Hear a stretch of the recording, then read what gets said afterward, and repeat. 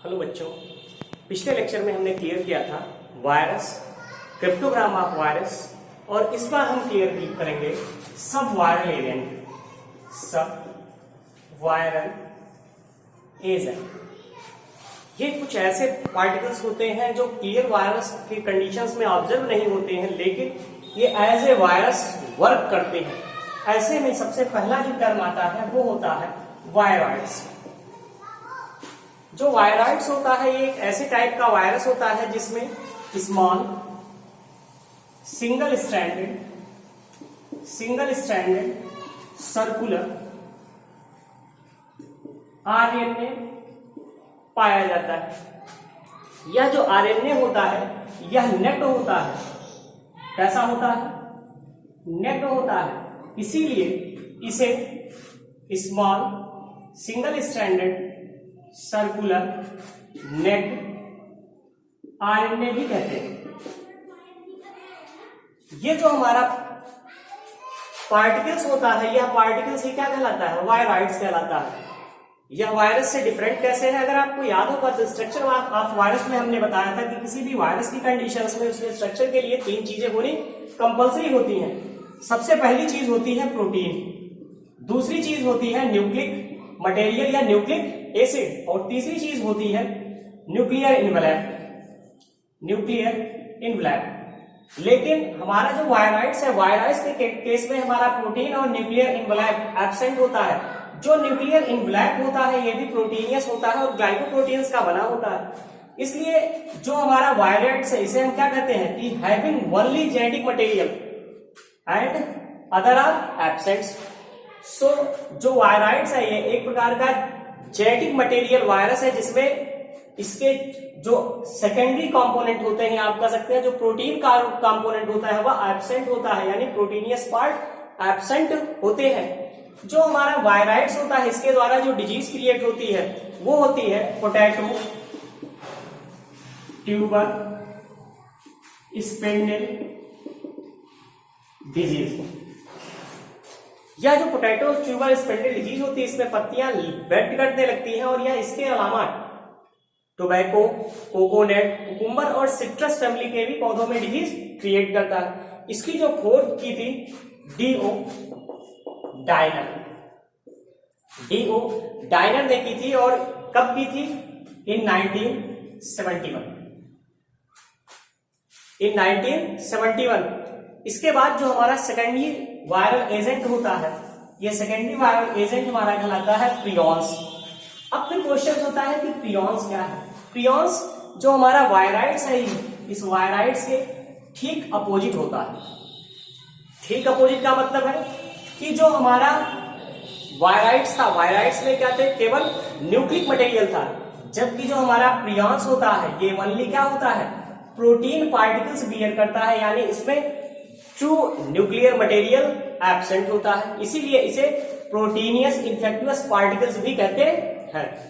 अगर यहां माना जाए तो इसका जो प्रोटीनियस पार्टिकल्स है ये सिमिलर होता है न्यूट्रिशियस कंडीशंस में किसके? डीएनए मॉलिक्यूल के। इससे जो डिजीज होती है, सबसे पहली जो डिजीज इससे मानी जाती है वह मानी जाती है मैड काउ डिजीज। जो मैड काउ डिजीज है, इस डिजीज में क्या होता है कि जो हमारी गाय है या मवेशी है उनमें क्या होता है? पागलपन का रोग क्रिएट होता है। दूसरा होता है डरमेंटिया इन ह्यूमन। डरमेंटिया एक ऐसी डिजीज होती है जिसमें ह्यूमन में क्या होता है? पागलपन का रोग क्रिएट होता है। तीसरी चीज होती है पार्किंसंस डिजीज। पार्किंसंस डिजीज एक ऐसी डिजीज होती है जिसमें क्या होता है? बॉडी को लकवा मार जाता है, और यह लकवा कैसा होता है? कंपनशील होता है, यानी अंग हिलते रहते हैं और सही से काम भी नहीं करते हैं। और चौथी जो कंडीशंस होती है डिजीज की, ये होती है कुरू डिजीज, यानी जो चौथा रोग होता है या कुरू का रोग होता है। जो कुरू रोग है यह न्यूगिनी की आदम जाति के जनजातियों में मेनली देखने को पाया जाता था। स्टार्टिंग इसकी वहीं से मानी जाती है, और इसमें क्या होता था? वहां के जो आदम जनजाति थे वह आदम जनजाति हंसते हंसते डाई कर जाते थे। ये तो हो गया वायरस के बाद सब वायरल एजेंट। और इसके अतिरिक्त एक और चीज कंपल्सरी होती है, जब भी हम वायरस की स्टडी करते हैं तो वायरस के अगेंस्ट हमारी बॉडी का जो इम्यून रिस्पॉन्स होता है उस इम्यून रिस्पॉन्स की भी स्टडी करनी कंपल्सरी होती है, और वह क्या कहलाता है? इंटरफेरॉन। इंटरफेरॉन को हम अगर शॉर्ट फॉर्म में इंडिकेट करें तो इस तरीके से इसे हम शॉर्ट में इंडिकेट कर देते हैं। इसकी खोज जो की थी ये एलिक नामक साइंटिस्ट ने की थी। कब की थी? तो इसकी खोज की गई थी इन 1957। अब इंटरफेरॉन है क्या? तो इंटरफेरॉन जो होता है यह एक प्रकार का एंटीवायरल ग्लाइकोप्रोटीन होता है, या आप कह सकते हैं एक group of small antiviral protein, जो क्या करता है? जो वायरस के अगेंस्ट वर्क करता है और वायरस के मल्टीप्लिकेशन को रोक देता है। ह्यूमन की कंडीशंस में अगर बात करें तो ह्यूमन की कंडीशंस में जो आपका इंटरफेरॉन होता है ये 3 टाइप्स का माना गया। पहला होता है अल्फा इंटरफेरॉन, दूसरा होता है बीटा इंटरफेरॉन, और तीसरा होता है गामा इंटरफेरॉन। जो 3 टाइप्स के हमारे इंटरफेरॉन होते हैं ये 3 अलग अलग पार्ट से सिक्रीट होते हैं। पहला होता है बाइल्यूकोसाइड, ल्यूकोसाइड से सिक्रीट होता है। दूसरा बाइफाइब्रोसाइड, और जो हमारा तीसरा पार्ट होता है यह होता है बाइलिम्फोसाइड, यानी जो हमारा अल्फा इंटरफेरॉन है यह सिक्रीट किसके द्वारा होगा? ल्यूकोसाइड सेल्स के द्वारा, जबकि जो हमारा बीटा इंटरफेरॉन है यह किसके द्वारा होगा? फाइब्रोसाइट्स के द्वारा, और जो हमारा गामा इंटरफेरॉन है या लिम्फोसाइट सेल्स के द्वारा सिक्रीट होता है। चूंकि जो हमारे अल्फा और बीटा इंटरफेरॉन से यह मोर एक्टिव होते हैं और मोर इफेक्टिव भी होते हैं, इसलिए हम इन्हें पावरफुल एंटीवायरल प्रोटीन भी कहते हैं। पावरफुल एंटीवायरल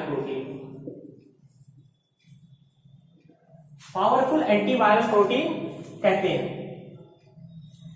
तो जो हमारा इंटरफेरॉन है यह जब भी वर्क करेगा वायरस के अगेंस्ट वर्क करेगा और उन्हीं सेल्स में वर्क करेगा जो वायरस से इंफेक्टेड हो।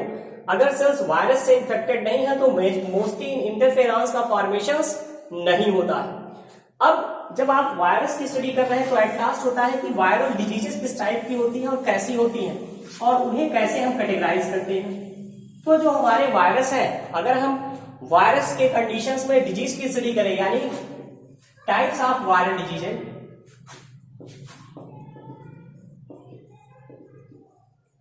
टाइप्स ऑफ वायरल डिजीजेस, तो वायरल डिजीजेस को मोड ऑफ इंफेक्शन के बेस पर 4 ग्रुप में रखा गया।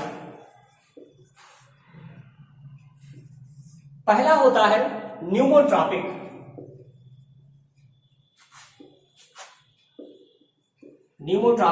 डिजीज, जो न्यूमोट्रॉपिक डिजीज है या न्यूमोट्रॉपिक आप वायरल डिजीज भी कहते हैं इसी को, वायरल डिजीज। जो न्यूमोट्रॉपिक वायरल डिजीज है, सबसे पहले टर्म बता रहा है न्यूमोट्रॉपिक, यानी निमोनिया से मिलता जुलता। तो निमोनिया से मिलता जुलता यानी इसका टारगेट ऑर्गन क्या होगा? हमारा रेस्पिरेटरी ट्रैक्ट, रेस्पिरेटरी सिस्टम, यानी जो भी डिजीज हमारे रेस्पिरेटरी ट्रैक्ट या रेस्पिरेटरी सिस्टम से जुड़ा हुआ होता है उस वायरल डिजीज की कैटेगरी को हम क्या कहते हैं? न्यूमोट्रॉपिक वायरल डिजीज। इसमें क्या क्या आता है? इन्फ्लुएंजा आता है, निमोनिया आता है, सार्स आता है, कॉमन कोल्ड आता है। यहाँ एक टर्म आ रहा है सार्स, और प्रेजेंट टाइम में जो कोरोना है वो भी क्या होता है? न्यूमोट्रॉपिक वायरल डिजीज का पार्ट माना जाता है। जो सार्स है इसका फुल फॉर्म होता है सीवियर एक्यूट रेस्पिरेटरी सिंड्रोम, और इस बीमारी की भी शुरुआत कहां से हुई थी? चाइना से हुई थी। दूसरा होता है डर्मोट्रॉपिक वायरल डिजीज, यानी वायरल डिजीज की कंडीशंस में ऐसी वायरल डिजीज जो क्या हो? डर्मा मीन्स स्किन, यानी यह कहां अप्लाई हो? मेनली स्किन से रिलेटेड डिजीज हो, तो ऐसी वायरल डिजीज को हम क्या कहते हैं? डर्मोट्रॉपिक वायरल डिजीज। क्योंकि टर्म डर्मा रिप्रेजेंट करता है किसको? स्किन को। डर्मेटॉस मींस होता है स्किन। अब स्किन से रिलेटेड वायरल डिजीज कौन कौन सी है? तो सबसे कॉमन चिकन पॉक्स, ठीक, स्मॉल पॉक्स, मिसल्स और मम्स। अब थर्ड की कंडीशंस में अगर हम आते हैं तो विस्ट्रैकोट्रॉपिक वायरल डिजीज। अब टर्म विस्रो, विस्रो मीन्स होता है इंटरनल ऑर्गन,